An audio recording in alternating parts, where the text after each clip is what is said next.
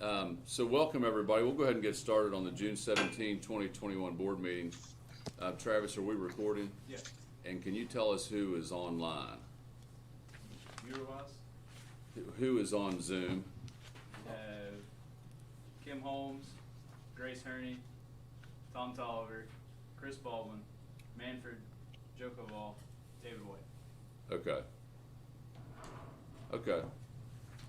Just wanted to make sure because there's a possibility that we'll use an executive session later, so we'll know who's on the Zoom call for right now. As well as Eric Hicks. And Eric Hicks just signed on. You there, Eric? I think he stepped away. Oh, yeah, I see his office, okay. Well, we have enough people here. We're going to get started with the approval of the minutes from the May 20 meeting. Has everybody had a chance to take a look at those, and are there any changes or revisions or suggestions? I move the minutes be accepted as submitted. Second. Okay, motion by Koval and a second to approve the minutes as presented. All those in favor of the motion signify by saying aye. Aye. Are there any opposed? Motion carries, and we'll next move on. Scott Menifee's back in the house. Let him start with the financial statements. Or I assume he is. Jacob's here too. I'm the one. I was trying to divert. You'd have gotten the financial packet there? Did you get it My there? friend. Okay. In the, your all's packets, you had the financial statements. Like I said, if you want to take a look there on Schedule 2, the statement of revenues and expenses, the operating revenues, $123,342, and the operating expenses for the month, the $1,122,701.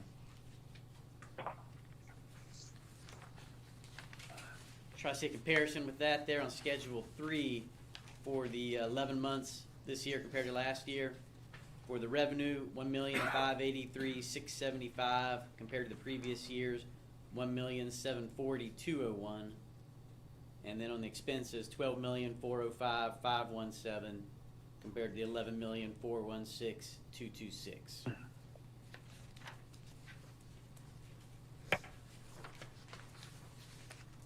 On Schedule 4, on the 4-week moving totals, accidentally the May had gotten cut off when it was printed out, but the actual numbers for May, we're starting to get that increase. That trend is continuing, but the revenue in May was 37, 25, 28, 24% increases, and on the ridership, it was 32, 20, and 10 for the increase for it.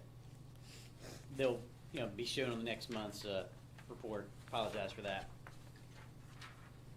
On 4B, the daily fare box revenue for the month of May, everything's between 16, 18,000, and since pandemic started there last March, we're right at 18,000.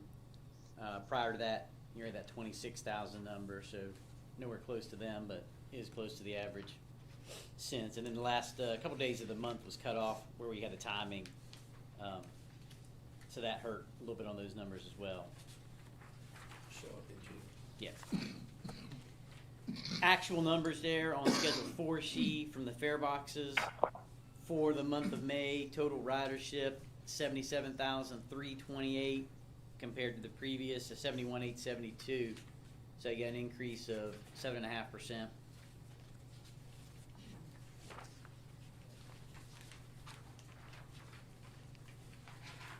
For these, one number you kind of look at there on the pass usage, it's 68%, average has been 70, so it's steady.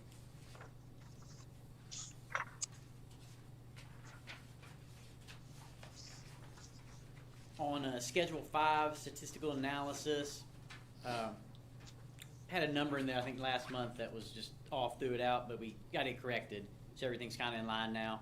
But the average passenger a day for May was 29.78, and for the month, average was a 75,686, just using our statistics.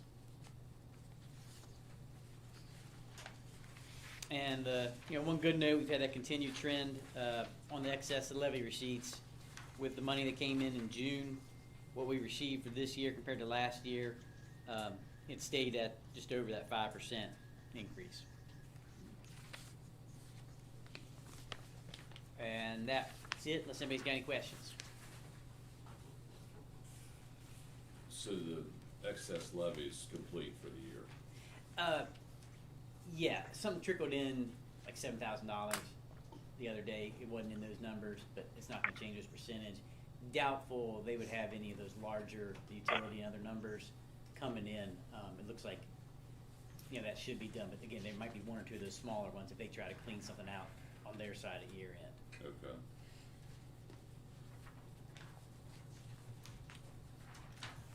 And again, as we talked about last month, the industry thinks it's gonna take 3 years to get back to the pre-COVID ridership levels nationwide in transit.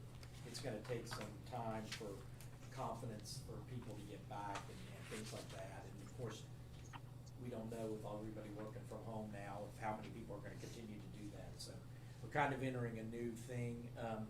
One of the things I've asked Scott to do, and he's been working on it, we looked at the 18 months pre-COVID, where we were, because you'd asked us to try to do some, and then looked at the 18 months, or basically the 16 months since COVID started. Mhm. So we're still playing with some numbers to look at revenues, things like that, trying to see where we are.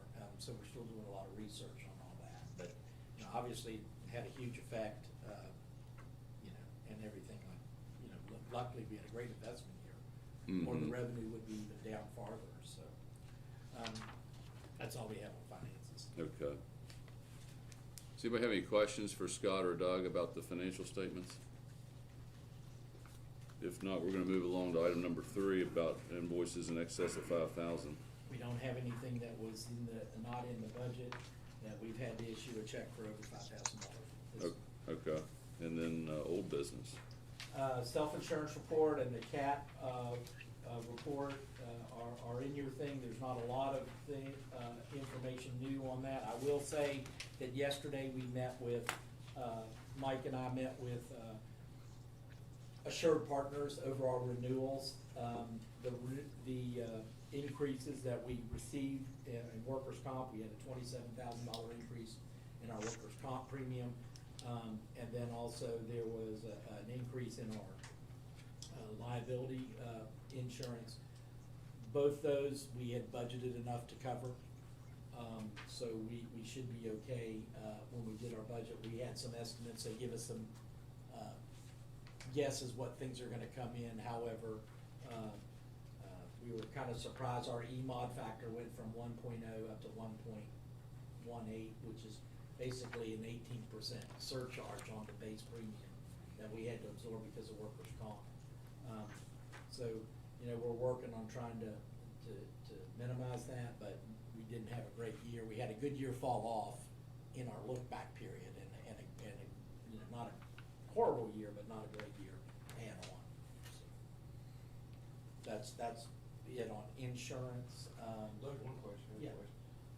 Seems like we're having a lot of problems with these wheelchair lifts. Is there, Well, people getting injured on those, what's going on there? well, I know, I'll let Mike and Jacob, because they've kind of been both working on this. Usually when there's something on that, it means the driver didn't properly secure the wheelchair. That's kind of what basically happens. Or they don't get it tight enough, or do that. We cannot mandate that someone in a wheelchair wear the seatbelt that has a seatbelt attachment. We can't mandate that, but we are required to strap the wheelchairs down or the scooters down and things like that. Jacob, you may be familiar with the cases, because The ramp, drivers accidentally hit a button and the ramp is lifted up and hit a passenger. on the shin. Both of those, both Yeah. cases. So it, And Jay, I had the same concern and actually brought it up in our safety meeting with the union this week to try and reach out to the drivers and say, hey, before you hit the button, look to make sure nobody's coming. Because a couple of these, although there's not been claims, there's been a few other incidents where they've started to raise the ramp and somebody's fell on it and tripped in the entrance of the bus. So, we kind of talked with them and said, hey, let's try and pay a little closer attention before we start putting those up to make sure that we're not gonna trip somebody as they're getting off the bus. So we're addressing it. We'll just have to see where it goes from there. So That's really gonna help if we get off that brim, by reducing. right. And one of them, Claims. like a passenger got off the bus, and then a wheelchair passenger needed to get off, and then another passenger started, like sprinted up to hurry up and try to beat the wheelchair. And it's just kind of bad timing. Well, it's all it does. That's good. Appreciate it.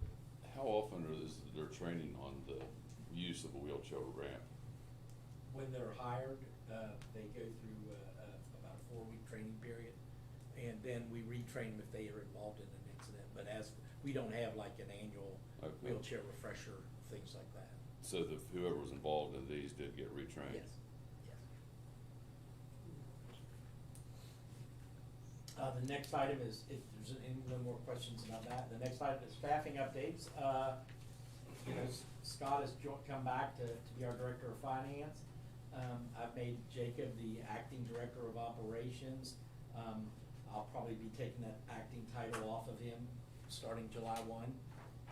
Jacob will be, we're excited about that. We've been training Jacob to go 2 ways, all along, to either go into operations or to go into accounting, continue in the accounting department.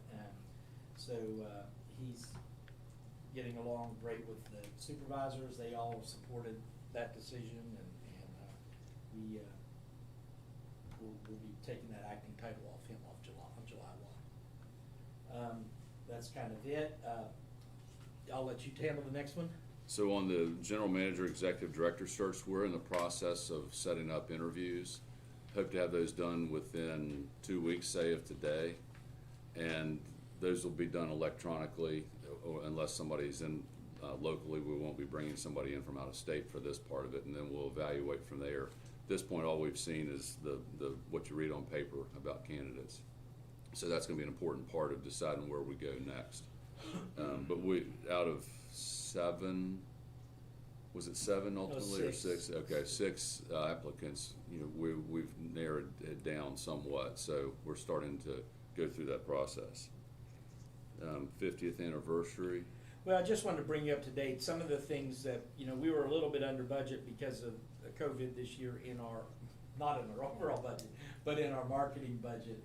So we've been doing some pre-buying sometimes. We've ordered some things that for our anniversary, we were able to get some by getting a 5% discount on some ad time, also some extra free ads by going ahead and doing it in this budget year.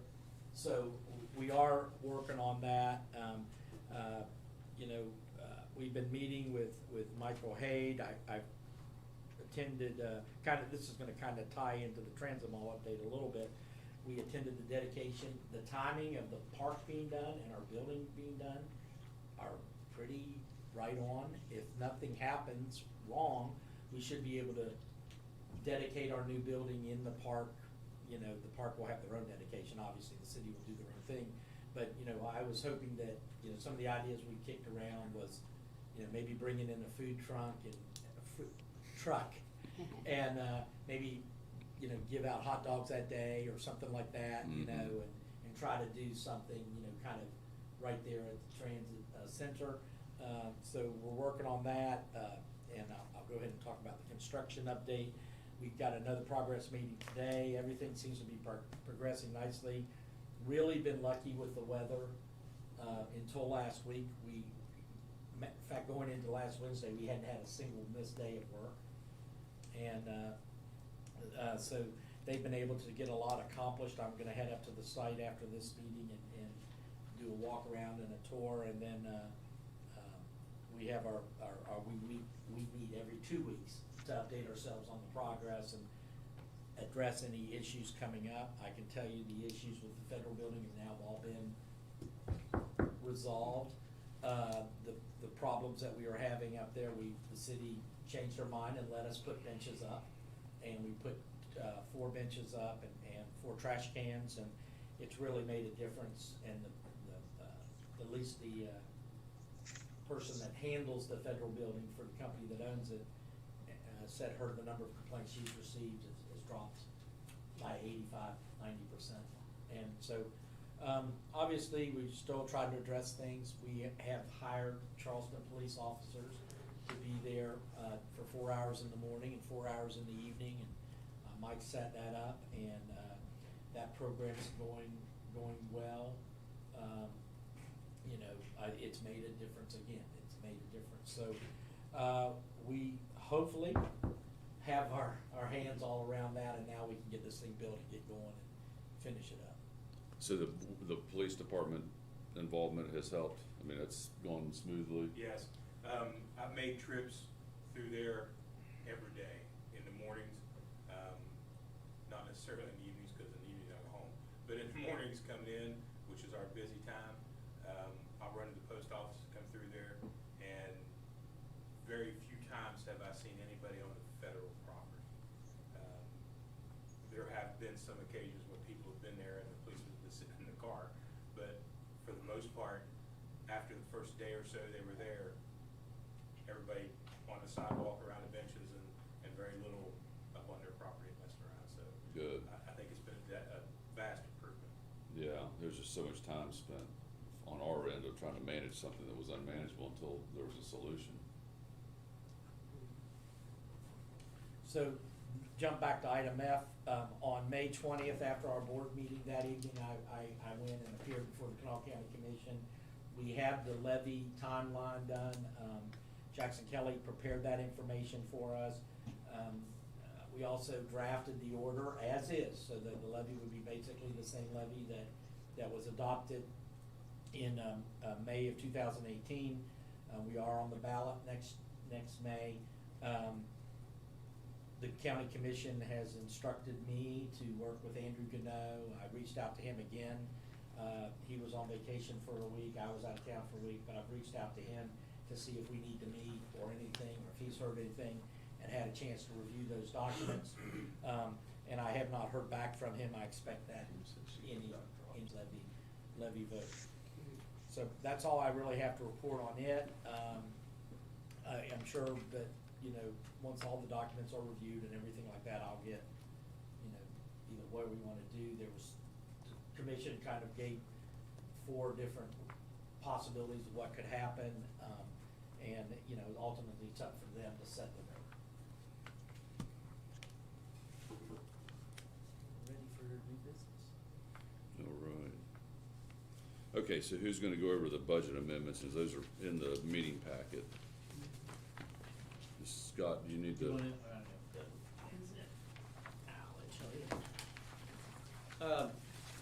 We'll look at the change.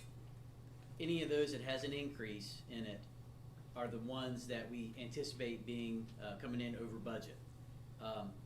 If you'll see an asterisk next to a lot of those, we anticipate, again, with that additional COVID pay, operations, wages was gonna be up, the related payroll taxes, and then unemployment, workers' comp premiums are based on all those. So those all have the asterisk, just try to show you a total. And again, where this additional money came in with the COVID relief, their federal funds, that last number at the very bottom there, the 685, that is the total of all that.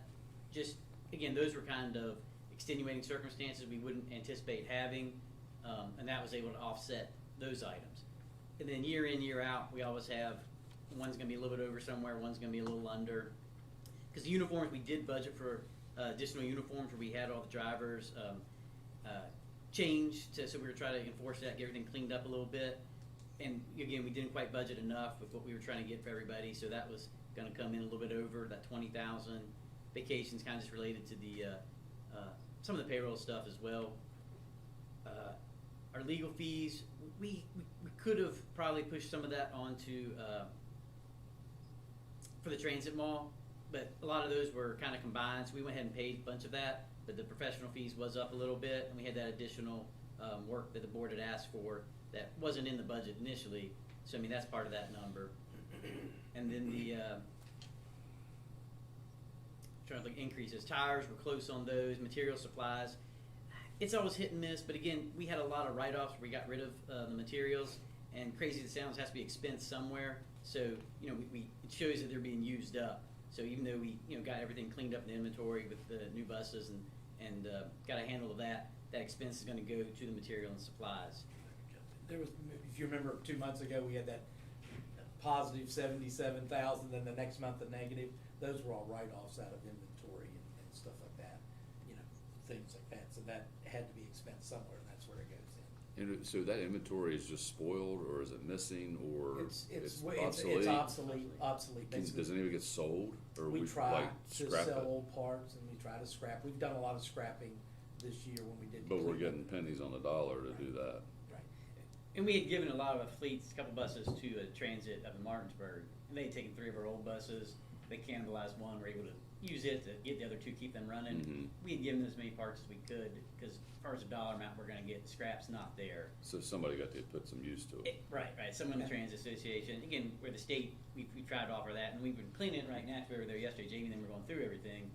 And again, it's one of those, if you got a lot of metal with it, we might be able to salvage it, but when you're looking at a lot of the plastic parts, we can't use any of those. Just We- garbage. Garbage, right, and that's what we're trying to get everything cleaned up for year end. And we don't give away any bus parts that we don't have buses for. So, Right. you know, these are obsolete parts to KRT before we give them to another transit authority. And the last big item there in the change was utilities.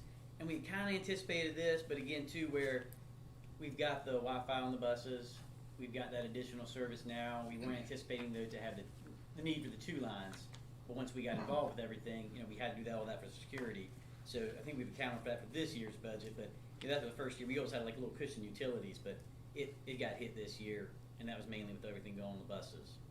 And again, to keep it simple, taking the items that we were under budget on, fuel, and then on the contract maintenance stuff, some of those parts supplies to kind of offset, but those are the 2 negative numbers you'll see in red there in the middle. So we make all of these changes, that gets us down, so the line items that you guys vote on, approve for the budget, will come in under budget. But in reality, we're gonna spend, you know, that's where that's the extra, part of that is paid for, absorbed by the COVID extra money and stuff like Mhm. that, so. You know, nobody expected COVID to really last beyond July last year when we were doing our budget. Right. You know, it just. Well, there's just so many unknowns when that was put together. Yeah. So we'll need a motion to approve these revisions. So moved. Okay. Motion by Snodgrass, second by Bailey, on the motion to approve the budget amendments and revisions for fiscal year 2021. Are there any other comments or discussion points? All those in favor of the motion signify by saying aye. Aye. Any opposed? Motion carries. Next item is 5B, which is, there's a letter in our packet about, from the union regarding the extension of the collective bargaining agreement. This is a topic that's typically dealt with in executive session because there are some sensitive negotiation points that need to be discussed by the board alone. So I think it's appropriate if someone is willing to make the motion to enter executive session that we do so now. I'll make a motion to do executive session. Okay, I'm Yeah. gonna read the actual motion so you'll know exactly what it is, or Jean, you wanna read it? No, you can't. The motion is to go into executive session pursuant to West Virginia Code, Chapter 6, Article 9-A, Section 4B2A, for the purpose of addressing matters arising from the appointment, employment, retirement, promotion, transfer, demotion, discipline, resignation, discharge, dismissal, or compensation of a public official or employee or prospective public official or employee unless the public official or employee requests an open meeting. I remind the board that no motions will be taken or entertained during the executive sessions, and no votes will be taken while we're in executive session. okay, and part of that motion is what staff needs to remain in the room. I need Travis and Scott. Okay, to so remain. Travis is here to run the IT, Scott's here for financial decisions, and then the board itself. Travis, we'll need to quarantine on whoever's on the line that's not part of that group. So we need to vote on the motion about a good to enter an executive session. All those in favor signify by saying aye. Aye. Any opposed? And Kelsey, I need you to Motion check carries. out, and we'll text you when we resume, okay? Put it in the waiting. You can, Got it. okay, thank you. I put it in the waiting. Okay, you're in the waiting room, all right. Give me 1 second.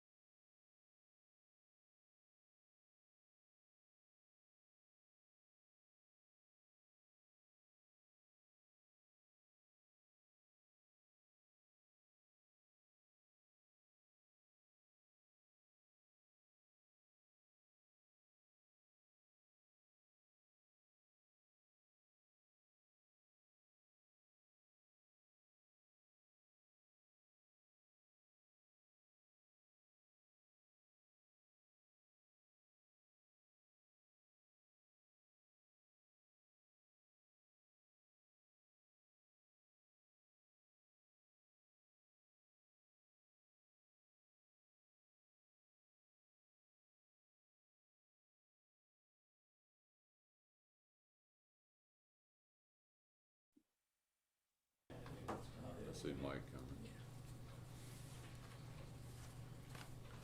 So are we back on, Travis? Yes. And is the recording back on? Yes. Okay. Make a motion, we come out of executive session. Okay, motion by Arthur, is there a second? Second. Okay, second by Valerie Gaynor to conclude executive session. All those in favor signify by saying aye. Any opposed? Motion carries. Okay, the item on the agenda is item B, the offer from the union to extend the contract through June 30th, 2023.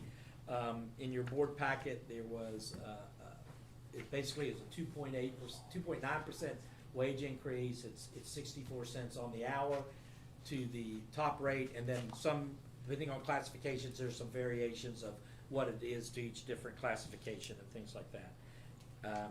Staff recommends that it's approved. It is within what the last three contracts have been. It's within that range. The one change is is that it is effective, the full 64 cents would be effective on July 1, 2022, instead of split into two items. In the letter from David Sayers in our packet, and I think his bullet points pretty well summarize our opinion of why this is an important thing to do.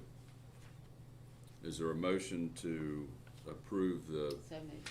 okay, motion by Arthur, second by Bailey. This is the motion to approve and extend the collective bargaining agreement with the union. Any further discussion about that? All those in favor signify by saying aye. Aye. Are there any opposed? Aye. Motion carries. Let's see. Sure. Okay, in this past February or March, and there's letters in there, actually it was April, the union wrote to the board asking them to consider making a contribution to the pension plan, which was last changed in March of 2014. This is to basically make a financial contribution. They've asked for $2 million to be contributed to the plan to help shore up the plan.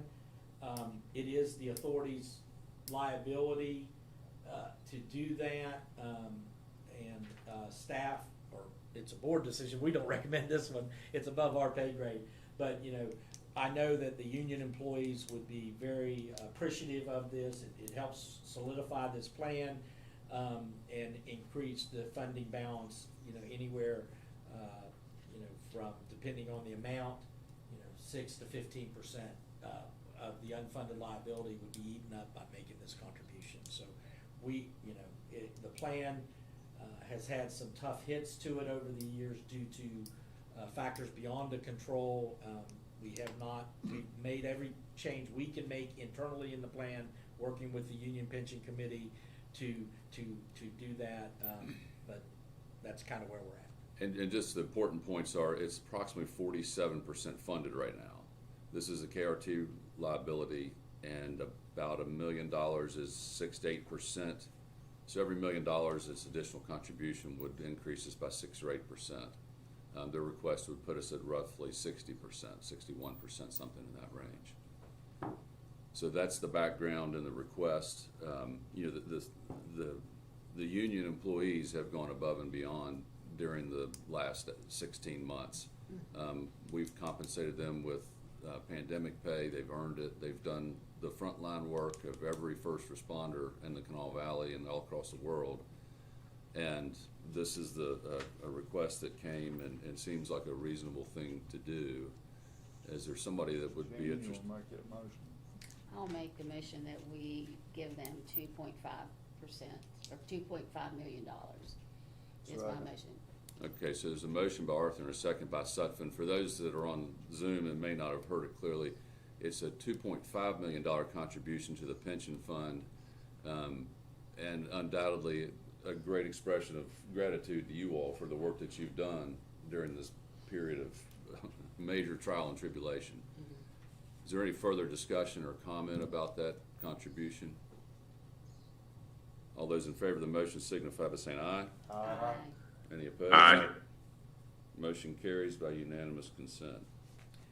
All right, the last item that I have on the agenda is the reinstatement of approval, and this was on the amended agenda that was sent out per code yesterday.